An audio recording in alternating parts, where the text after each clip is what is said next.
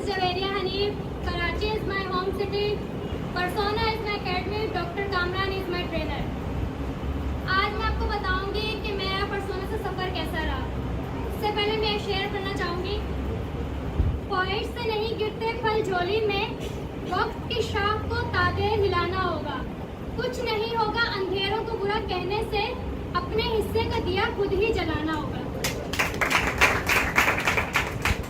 मैं सर से मिली तो सबसे पहले एक वर्कशॉप में सर अबू बकर के थ्रू, जो आज आए नहीं हैं, मैं उनके थ्रू मिली थी वर्कशॉप में। जब मैं वर्कशॉप में फर्स्ट टाइम गई थी और इससे पहले मुझे पता भी नहीं था कि वर्कशॉप होता क्या है, उसमें क्या होता है, मुझे कुछ भी नहीं पता। बस मैंने सर अबू बकर के स्टेटस देखा था और उस स्टेटस से मैं वर्कशॉप में आई थी एड्रेस पूछे। फिर वहाँ पर मैं सर से मिलती और सर वर्कशॉप करवा रहे थे किसी टॉपिक पे, लेकिन सर ने इतनी डीपली समझाई, इतनी डीपली बात बताई लाइफ के बारे में और बहुत सारी चीज़ें बताई, टीचिंग वर्क के बारे में वहाँ पर भी बताया था, जिससे मैंने स्टडी में करती थी लेकिन दिल नहीं लगता था, जिसमें मैं स्टडी में दिल लग गया। और सर ने जब वर्कशॉप के दौरान जो मेरा कॉन्फिडेंट था वो बढ़ गया स्टडी के थ्रू से, तो मैंने सर की बातें सुनी और सर ने अपने इन प्रोग्राम को वर्कशॉप में बताया था। तो सर ने जब प्रोग्राम को बताया था तो मैंने वहीं पर डिसाइड कर लिया था ये प्रोग्राम जहाँ भी होगा, जहाँ भी लॉन्च होगा और मैं इधर ज़रूर ज्वाइन करूँगी। इसके लिए मैंने सर अबू बकर को भी कह दिया था कि जैसे ही अकेडमी लॉन्च हो मुझे सबसे पहले बताएं। तो सर अबू बकर ने ही मुझे बताया था और मैंने पर्सोना ज्वाइन किया था। जब मैंने पर्सोना ज्वाइन किया था लेकिन मैं रेगुलर नहीं आई थी, मेरे फीस इश्यूज थे, मैं वापस चली गई थी। फिर मैंने सोचा कि मैं कोई जॉब कर लेती हूँ। फिर मैंने इंटर में कर रही थी उस टाइम, मैं कोई जॉब कर लेती हूँ, ट्यूशन दे लूँ ताकि मैं पर्सोना की फीस दे सकूँ। लेकिन फिर मुझे एक जॉब मिली, मैंने वहाँ जॉब पे गई, मैंने इंटरव्यू दिया, उन्होंने मुझे रख तो लिया, लेकिन उन्होंने रख लिया और मैंने पर्सोना भी आकर ज्वाइन कर लिया। और मैंने सर को आगे बताया भी कि मैंने जॉब की है पर्सोना के लिए, लेकिन जॉब वाला ने मुझे सही जवाब नहीं दिया था कि हम आपको रखेंगे या नहीं रखेंगे, और मुझसे बात ही नहीं करते थे वो लोग। फिर मैंने जब सर के पास आई, मैंने सर के पास सिर्फ एक हफ्ता क्लास ली।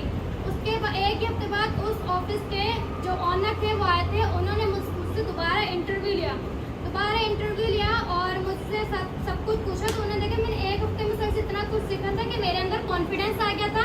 कॉन्फिडेंसली मैंने बात की उनसे और उन्होंने मुझसे क्वेश्चन वगैरह किए, मैंने सही जवाब दिया। तो ऑनर ने जाके कंपनी के मैनेजर को कहा कि आपने अब तक इनको क्यों नहीं रखा, इनको फिक्स जवाब क्यों नहीं दिया। तो उन्होंने बताया कि ये कुछ बोलती ही नहीं थी, बात ही नहीं करती थी, क्योंकि मुझ में कॉन्फिडेंस नहीं था। लेकिन एक हफ्ते क्लास में मुझे इतना कॉन्फिडेंस आया कि मैंने उनसे बात की और उन्होंने मुझे फौरन रख लिया। उसके बाद मेरी जॉब बहुत अच्छी गई। कुछ दिन ही गुजरे थे कि उन्होंने मेरा जब काम देखा तो उन्होंने मुझे कहा कि अब से हम आपको यहाँ के मैनेजर बना रहे हैं। उन्होंने जब मुझे मैनेजर बनाया, उन्होंने कहा कि यहाँ पर हमारे ऐसे वर्कर्स भी हैं जो 8 साल से यहाँ काम कर रहे हैं, लेकिन वो कॉन्फिडेंस, वो एक्सपीरियंस और वो इंटेलिजेंस उनमें हमने नहीं देखी जो आप में हमने 2-3 हफ्तों में देखी है। इसलिए हम आपको मैनेजर बना रहे हैं। यहाँ पर जो भी न्यू वर्कर्स आएंगे उनको आप ट्रेन करेंगे। फिर मैं वहाँ की मैनेजर है, लेकिन जैसे मैनेजर बनी एक ही महीना गुजरा, उन्होंने मुझे कहा कि आप टाइम ज़्यादा दे हमें, 5 बजे आपकी ऑफ हो जाती है, लेकिन हम अब 5 बजे आपको नहीं जाने देंगे, आपकी हम सैलरी बढ़ा देते हैं, आप 8 बजे तक यहाँ पर रुके। लेकिन मैं पर्सोना नहीं छोड़ सकती थी, मैं उसी दिन को रिज़ाइन देकर आ गई। मैंने कहा कि मुझे पर्सोना नहीं छोड़ना और मैं 8 बजे तक नहीं रुक सकती, मैं जा रही हूँ, मैं अब कल से नहीं आऊँगी। तो उन्होंने बोला आप सोच लेंगे, मैंने बोला मैं सोच के जा रही, मैं नहीं आऊँगी, और मैंने वो छोड़ दिया ताकि मैं पर्सोना में आऊँ। और अगर मेरे फीस इश्यूज नहीं होते तो मैं यहाँ पर सुबह 10 बजे से रात 10 बजे तक ही आती, लेकिन मैं जॉब की वजह से यहाँ पर लेट आती हूँ। फिर मुझे एक लड़की मिली थी रक्षे में, वो किसी कंपनी में जॉब करती थी, चाइना की कंपनी में जॉब करती थी, और वो कंपनी ग्लोबली काम करती है।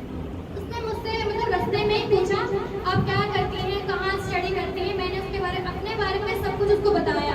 उसने शायद मेरा बात करने का तरीका देखा और जाके अपने ऑफिस में बता दिया। उनके ऑफिस के बॉस की मेरे पास कॉल आई दूसरे दिन ही, उन्होंने मुझे बुलाया और बोला कि हम आपको व्हाट्सएप पे लोकेशन सेंड कर रहे हैं, एड्रेस दे रहे हैं, आप आ जाएं। मैं वहाँ पर गई, मैंने से पूछा आपने हमें क्यों बुलाया। उन्होंने बोला कि हमें पता है कि आपकी जॉब नहीं हो, लेकिन हम आपको रखना चाहते हैं, बगैर इंटरव्यू लिए। और मैंने बोला क्यों रखना चाहते, उन्होंने फिर मुझसे इंटरव्यू लिया। जब उन्होंने मुझसे इंटरव्यू लिया और मैंने उनसे कॉन्फिडेंटली बात की, तो उन्होंने मुझसे बहुत सारे जनरल नॉलेज क्वेश्चन किए थे, जिनके मैंने फौरन जवाब दिए और मैं वहाँ पर सिलेक्ट हो गई। उन्होंने बोला हर तरफ से सिलेक्ट है, हम आपको रखना चाहते हैं।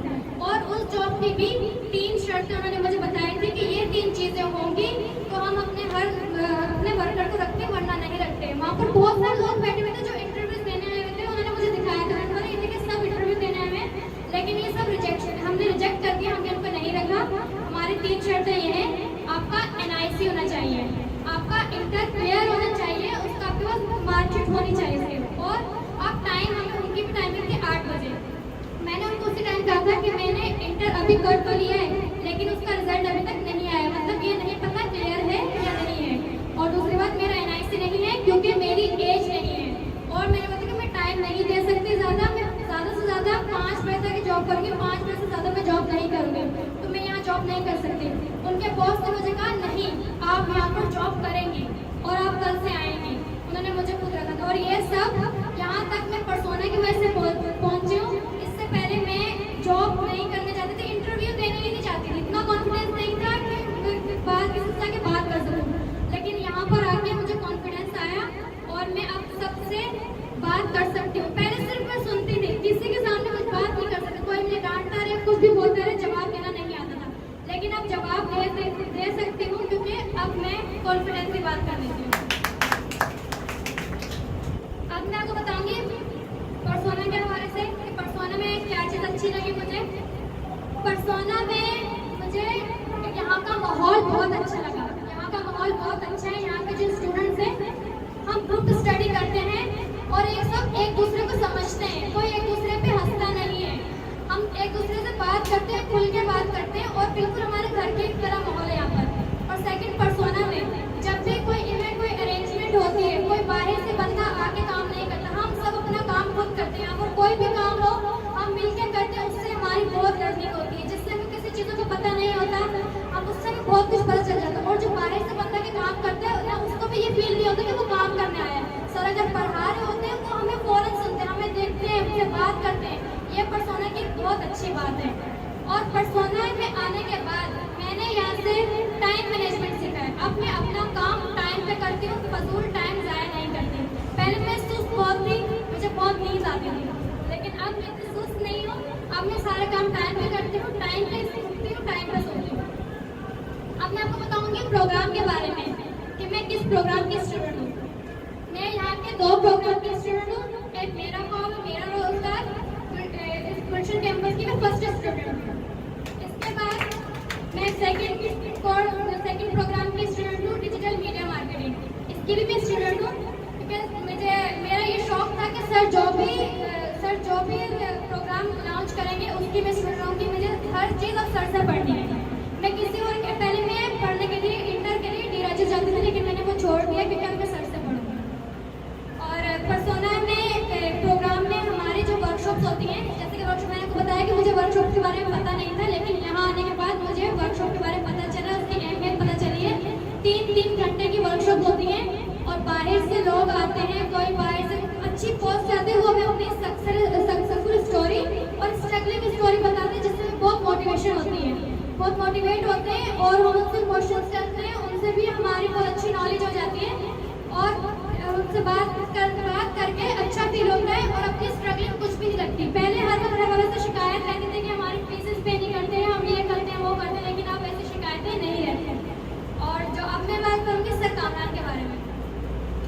सर कामरान के बारे में अगर मैं लिखना शुरू करूँ, पेजेस खत्म हो जाए, अल्फाज ना खत्म हो।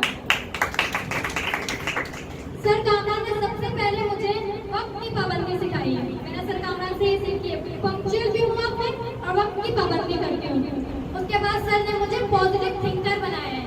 अब मैं पॉजिटिव सोचती हूँ, मैं कि यहाँ पर जो भी आते हैं हम पॉजिटिव सोचते हैं, हर सब बच्चे पॉजिटिव की तरफ जाते हैं, जैसे कि ज़्यादातर लोग जल्दी नेगेटिव चीज़ों को कैच करते हैं, लेकिन पर्सोना में जब कुछ नेगेटिव ना कोई बोलता है, ना सुनता है, ना सोचता है, तो हम नेगेटिव कैसे कैच करेंगे। इसलिए पॉजिटिव जब यहाँ पर सब होता है तो पॉजिटिव ही सोचते हैं। लोगों से अब लोगों के बारे में बातें सुनते हैं, या वो अभी कुछ भी कहते हैं और या घर वाले डांटते हैं, तो पहले इस बात को हम नेगेटिव में लेके चले जाते थे, हमें हर वक्त डांटते रहते हैं, ये बोलेंगे नहीं, अब ऐसे बिल्कुल भी नहीं सोचते। और लोग जो बोलते हैं उनको बोलने देते हैं, बोलते हैं बस अल्लाह उनका भला करे, ये सब कामरान ने मुझे सिखाया। पहले ऐसा नहीं सोचते थे। सर कामरान से मैंने बहुत कुछ सीखा है।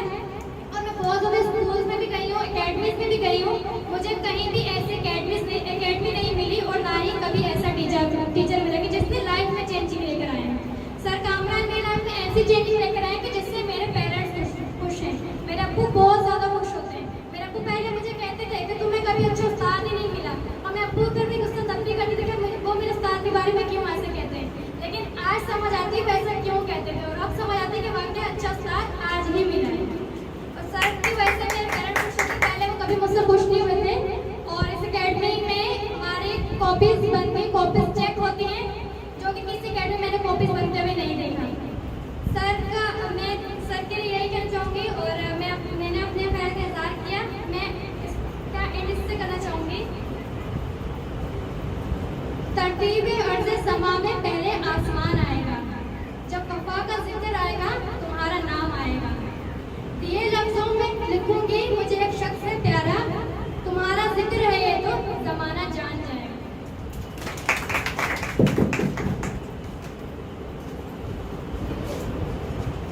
Thank you.